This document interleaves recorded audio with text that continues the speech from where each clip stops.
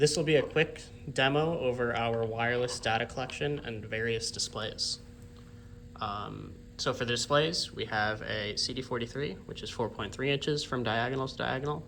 We have a CD70, which is 7 inches from diagonal to diagonal, and then a MEC. The difference between the software on the systems is that the CD43 runs only our free software, which can be connected up to 8 gauges. The CD70 has an optional software upgrade for connecting up to 20 different gauges. And then the MEC has even more room for upgrades, where it can run full automation programs with logic and PLC controls. For the wireless systems, the way that works is that you would have a probe with a transmitter on the back, and these are two separate pieces. So here's your probe, which is an LVDT, which with a analog to digital signal converter and linearity corrector on the inside here. And then those can just screw into place. If you have clearance issues and your transmitter won't fit in whatever housing you have, you can run a cable out the back and then go from probe to cable to transmitter. We have shorter cables, as short as 0.3 meters, which would be around here to here in length, but functionally they are the same.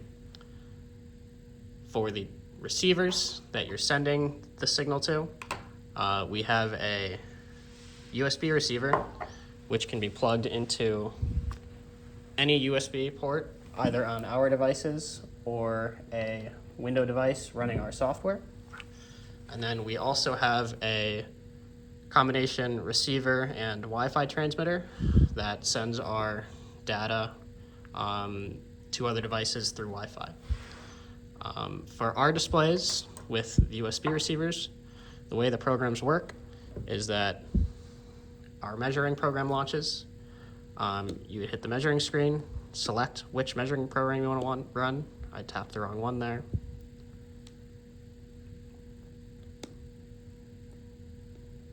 And then you would start it. And then it connects to the receiver, you load your values in, and then the probe starts transmitting. As soon as the probe detects movement, it automatically starts transmitting values. So say you're just not using the probe, after a few seconds it will stop transmitting to preserve battery life. But as soon as it detects movement, it'll start transmitting 10 values a second. On our left, we have the standard displays, and on the right is an example of a custom display. So that is an option if you're looking for something like a fan display that could be put there, or it could be spread across the entire screen, or whatever your operators are used to seeing can be implemented. For the wireless Wi-Fi system, the way that works is instead of going to the USB receiver, you would be going to this receiver, and you would connect to the device's Wi-Fi connection, in this case the ISM WLA, and then you would open up a web browser like Chrome, and then you would type in this address to connect to the measuring program and data that is saved locally on the transmitter. So you would just launch your measuring program, and then you are connected to your gauges. So that is how our different systems work. They can all be calibrated. The nominals and tolerances can all be set and changed and modified however you need them to be.